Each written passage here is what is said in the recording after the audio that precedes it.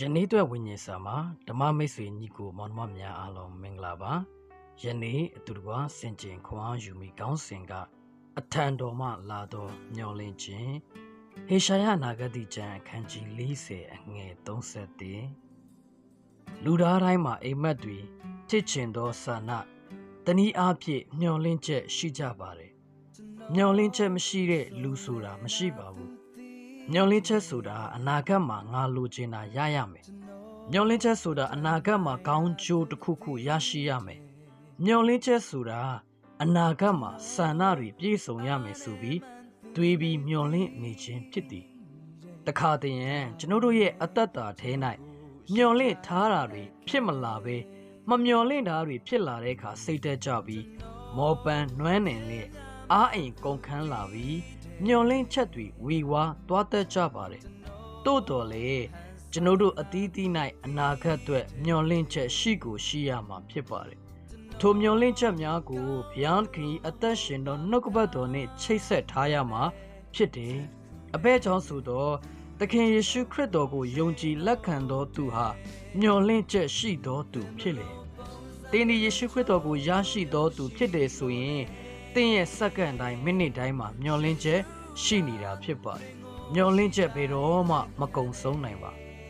မျော်လင့်ခြင်းသည်သိခံခြင်းကိုပြုစုတတ်တယ်မျော်လင့်သောအရာများကိုရရှိဖို့ရများစွာသောအချိန်တွေကိုစိတ်ရှည်စွာဖြင့်သိခံပြီးဆောင်ဆိုင်ရပါတယ်သင်မျော်လင့်ခြင်းရဲ့အကြောင်းမပြတ်ရပါဘူးချစ်တော်မိတ်ဆွေသင်ရဲ့မျော်လင့်ခြင်းတွေကိုနှလုံးသားထဲမှာဆွဲလန်းနေရမယ်ဘုရားသခင်တွင်တင်ပေးမှုလမ်းညွှန်ပေးမှုတိဆောက်ပေးခြင်းတွေကိုနာခံလမ်းလျှောက်မှုရှိရမယ်ရှေ့ဆက်ရမယ်အနာဂတ်မျှော်လင့်ချက်များအတွက်စနေတကျအစီအစဉ်ရေးဆွဲပြီးတေချာစွာပြင်ဆင်ရမယ်သင်မျှော်လင့်ခြင်းတွေကိုတဘောတူပေးပြီးသင်မျှော်လင့်ချက်တွေအတွက်တိုက်တွန်းခွန်အားပေးမိသူစုတောင်းပေးမိသူများကိုသင်ရှာဖွေရမှာဖြစ်ပါတယ်သင်ဘက်ကနေစတင်ပြီးမျှော်လင့်ချက်တွေကိုအကောင့်ထဲပေါ်နေပြီးဆိုရင်မဖြစ်နိုင်သောအခြေအနေ impossible ကနေဖြစ်နိုင်သောအခြေအနေ possible သို့ရောက်ရှိလာမှာဖြစ်ပါတယ်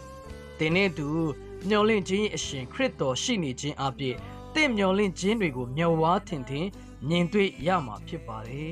ထို့ကြောင့်သင်ဒီဖျားခင်ထံပါမှတင့်အတွက်ရည်ရွယ်ပြင်ဆင်ထားသောအရာများကိုယုံကြည်ခြင်းနှင့်သိမ့်ပိုက်ရမှာဖြစ်ပါတယ်ထိုထဲတွင်ကျွန်ုပ်တို့အတွက်ဖျားပြင်ဆင်ပေးထားသောအထံတော်မှလာသောထာဝရကယ်တင်ခြင်းကိုလည်းမျှော်လင့်တတ်သောသူများဖြစ်ရန်